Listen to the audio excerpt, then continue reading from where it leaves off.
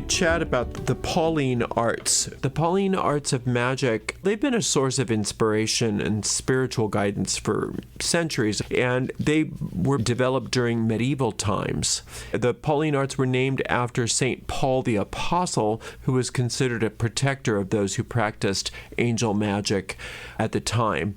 The more modern versions of the Pauline Arts seem to work better for many of us than some of those more arcane grimoires.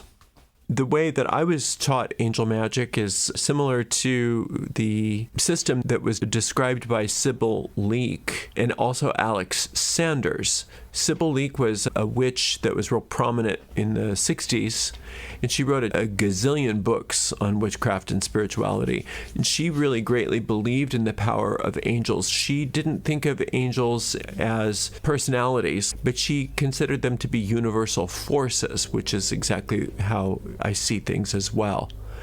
And she also didn't consider them to be limited to the Hebrew religions. It's just that's the place out of which a lot of the angel lore sprung. But she, and as well as I and many other practitioners, see those angelic forces as being primal forces of nature that are here to help us. She believed that angels could help people overcome obstacles and find deeper meaning in their lives, and that's exactly what we believe as well.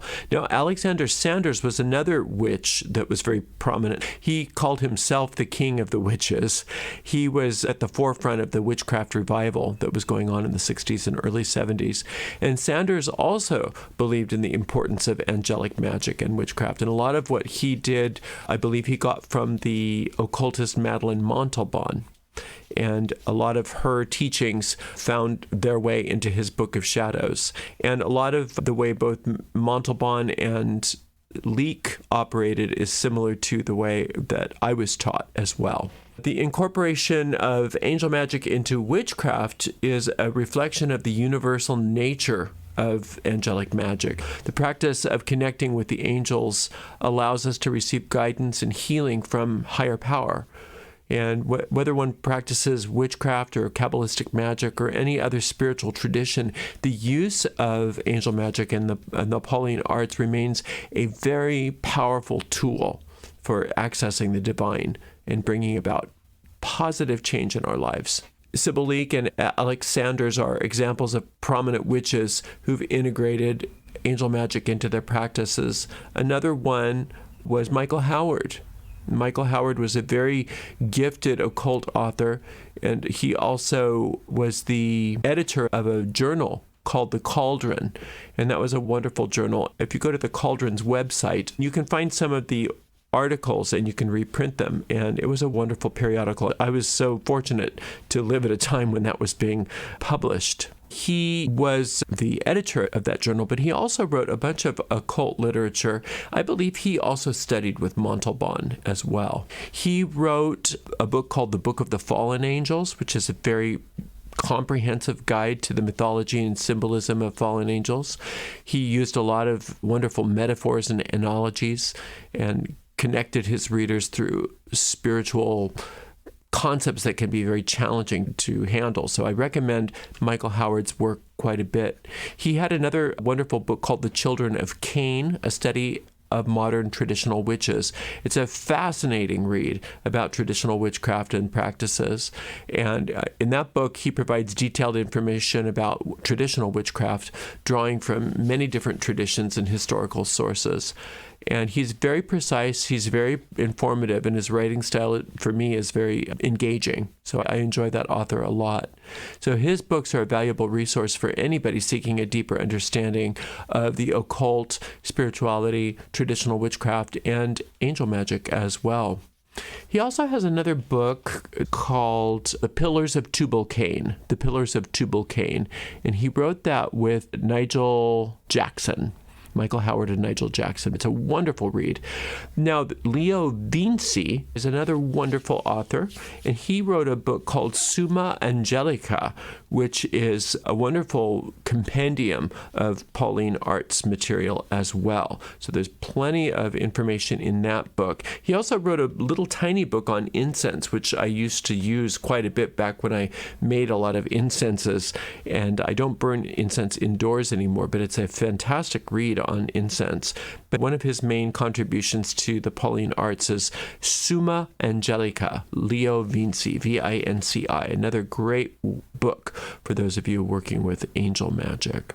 So the modern Pauline Arts are a lot more accessible than working with the Lesser Key of Solomon, in my opinion. And the way my system works that I was taught and that I share with everybody revolves around 8 teaching angels. And those 8 teaching angels are Michael, that rules the sun, Gabriel, that rules the moon, Samael, that rules Mars, Raphael, that rules Mercury, Sachiel, who rules Jupiter, Anael, who rules Venus, Cassiel, who rules Saturn, and Ariel, who rules Uranus. Now, there are some other angels that are part of that system, but the basic 8 teaching angels are those, and those are what we would call the birth angels as well.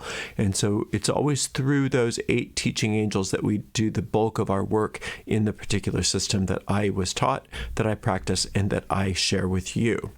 The controversial angel is Lumiel, also known as Lucifer, and a lot of people misunderstand that angel. Now, you can find out who Lucifer is from the Pauline Arts point of view by downloading my booklet on Lucifer called The Ancient Story of Lucifer.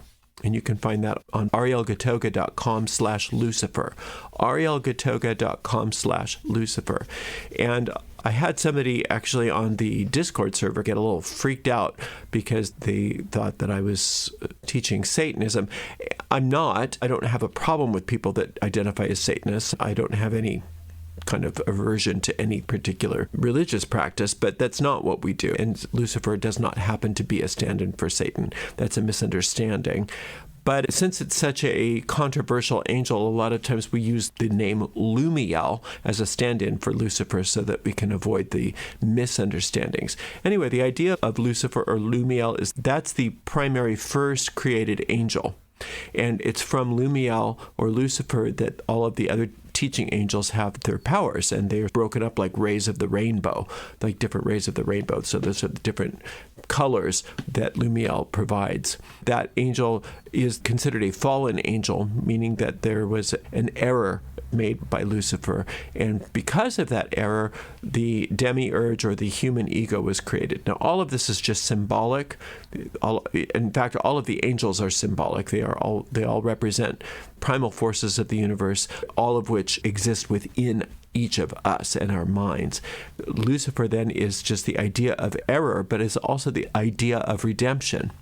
And so the risen Lucifer is similar to the risen Christ in Christology. The character of Jesus in the New Testament is considered to be an incarnation of Lucifer in the age of Pisces. But we don't as much work directly with that angel. We work with the teaching angels instead. So those other 8 angels that I spoke of before. And all of those angels are available for everybody, but technically your birth angel is the angel that rules the planet that governs your moon sign, the sign that the moon was in when you were born. That doesn't mean that you can't work with any of the other teaching angels that you need to or want to. In fact, it's encouraged that you do. But it's your primary birth angel, your moon sign, that is the angel that is your primary guardian. So for me, that would be Ariel, because my moon is in Aquarius. So somebody that has their moon in Leo would have Michael, the angel of the sun. Somebody that was born with the moon in Cancer would have Gabriel, etc. And you can find that on my website. There's a little page on finding your birth angel on my website, ariels-corner.com. If you don't know what your moon sign is, say, you can't tell because you don't know your birth sign or you don't know what time of day you were born, you can always use Raphael as a birth angel. Raphael is the stand-in for any birth angel that you don't know. Raphael, the messenger of the gods, because Raphael rules the planet of Mercury. And so Raphael would be a stand-in for any angel. So if you don't know who your birth angel is, or you can't find where the moon was when you were born for some reason, Raphael can work just fine for you. If you want to get into the more nitty-gritty and learn how to work with the scripts and invocations and how to actually work the Pauline Arts on a more classical level, then you definitely want to enroll in my free course on basic angel magic at arielgatoga.com/BAM, B-A-M. All of this is free of charge. You don't have to pay anything, and we're here for you every step of the way. You can find us on our Facebook group, and you can also find us on our Discord server. Thanks so much for being here today, and until next time, blessed be.